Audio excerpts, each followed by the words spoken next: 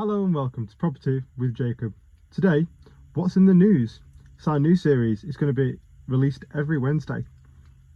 So, you may know Rishi Sunak's budget plan for 2021 has been released today, and there was loads of different topics were covered. But again, we're on Property with Jacob, so we're going to be focused on things that are related to property, a little bit of business in there. Just talking about business, there has been a £5 billion fund to get businesses going post-COVID. There's also been a release of information regarding 5% deposits allowed on new properties, on new buyers, and there has been an extension of the stamp duty. So these are the three main things that I want to focus on within this episode. We'll do a full breakdown of Rishi Sunak's budget plan over the weekend. Well, it released over the weekend. So the 5%. The £5 billion business loan is what we're going to discuss first. I'm not really sure about how this is really going to work. I don't know whether it's going to be a loan or it's going to be a grant. I'm pretty sure it's a grant. I think I've read that it was a grant. Now, if it's a grant, how will that affect businesses? Well, that's great. That's really good if they're allocated the funds in a timely manner and it's relatively straightforward to apply for those funds, and that's wonderful. However, they've put a lot of loopholes in there and a lot of kind of like paperwork and red tape to get it. It's going to be quite difficult to obtain that money. I know a few people that find it quite hard to get the bounce back loans, but then again I know some people that find it really easy and straightforward to get the bounce back loans. Essentially, it's £50,000 loan with very little interest, or maximum value £50,000 loan, with very little interest from the government to help during lockdown. Now that's over, this Kickstarter fund it's good. Moving on to the 5% deposit now. This is big for first-time buyers. This is great. If you have a £100,000 house, you can buy it with £5,000 deposit, so £5,000 down payment. So you only need to save £5,000 cash. And if you've got a lifetime ISA, and you've got £4,000 saved up in there, well, you only need £4,000 because you're going to get 25% government bonus on top of it.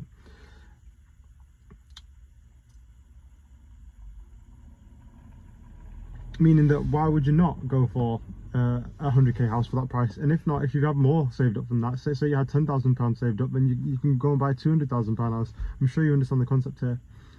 Again, it's wonderful for first-time buyers. It's fantastic news. The final thing that I would like to talk about is the extension of the stamp duty. Now, this is wonderful. This is great. It's scheduled to end at the end of this month. I'm currently going through the selling process. I'm currently selling a property, and I'm sure the buyer of my house will be thrilled to know that the stamp duty has been extended. I originally thought this house was going to sell by the 15th roughly, but I think it's going to get pushed back based on how long the council take to do their searches. But yeah, anyway, back to the news. The extension of the stamp duty is quite an interesting one because there's always going to be people that are just at the end of it, you know what I mean? And I feel like at the end of June, I'm going to be one of those people.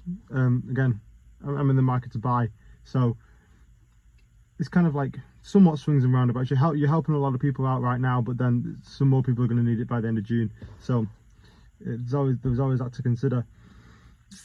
In terms of what you can do with all this news and knowledge, and particularly Rishi's budget as a whole, would be that will be covered throughout the weekend episode.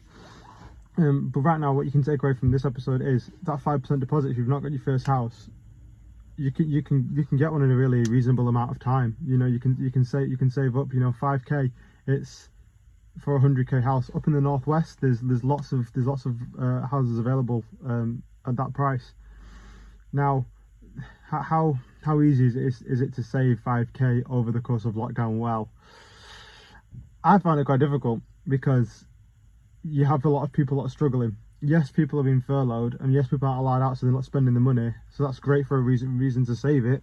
However, 80% of your wage, you know, losing that 20% might really affect some people. Also, some tenants don't have enough money to pay their rent.